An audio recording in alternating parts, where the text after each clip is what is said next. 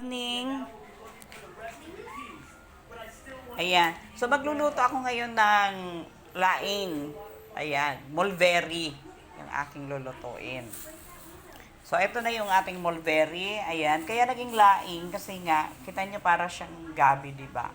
Kasi, ano na siya, pinatuyo. During na siya sa sun. Okay. Mulberry yan, laing. And then, meron tayong ginger, and then itong garlic, tsaka itong onions. So, laging kasama yan. And then, salt and pepper. So, yung salt naman hindi ko na isinali kasi nandyan na yan. And then, itong ating sasahog ay karne yung inano ko. Ito yung ikalawang gata. Yan. Ito yung unahin ko. Tapos, ito yung creamy na talaga to. Ito yung pinaka-unang piga. Yan. Kaya nagiging creamy yung gulay dahil dito sa unang piga. Ayan. Ayan ang ating mga... At ito na yung ating kawali. So, ang gagawin ko lang,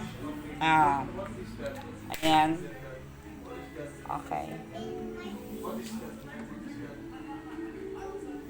So, ang gagawin ko lang dito ay maggigisa, lalagyan ng kaunting mantika. Kasi igigisa natin siya. Ayan. So,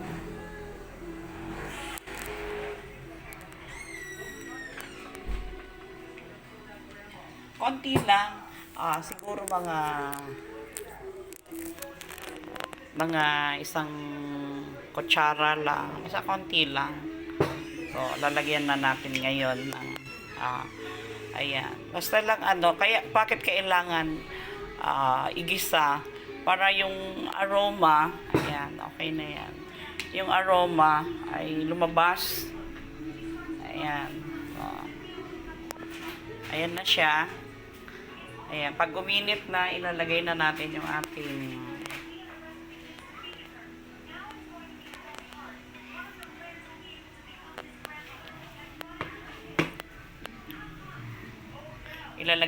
ang ating ang inuuna ko talaga dito yung ating onions. Ayan. Ayan. Mainit na agad. Onions ang aking inuuna.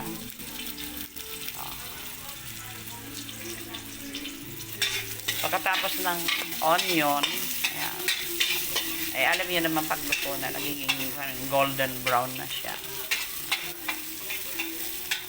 Pag golden brown na siya, saka na natin. Ayan.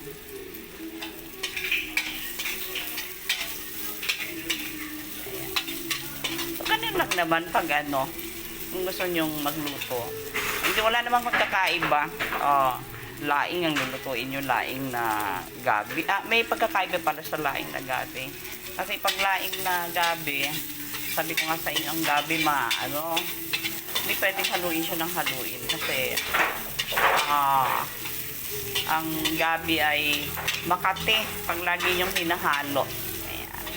Pero tayo mulberry ngayon ang ating pasensya na kayo kasi ang daming nangyayari. May nagbibideo okay dyan sa kapitbahay. May nanonood ng TV dito sa aking yan, yung apo ko. Pero it's okay. Unless I can teach you how to cook laing na mulberry. Ayan. Ito na yung ating luya. At luya kasi, totoo lang, nagpapasarap talaga siya. Masarap siya. Pagkatapos na mailagay na to, ang bango-bango na niya. Ayan. Kaya naman natin ginigisa kasi napalabas natin yung aroma niya. Ayan. Mas masarap kasi siya pag iginigisa mo natin sa konting mantika lang. Parang isang kutsara lang, isang kutsara lang na mantika. Ayan. Okay. Ayan. And then, ayan. Para akong alalay ako lang. Okay. Ito na. Pag medyo nakita nyo nagba-brown na yung ating hindi ko pa ginagamit kasi yung yung aking tripod. So, ilalagay na natin ngayon yung karne. Ayan.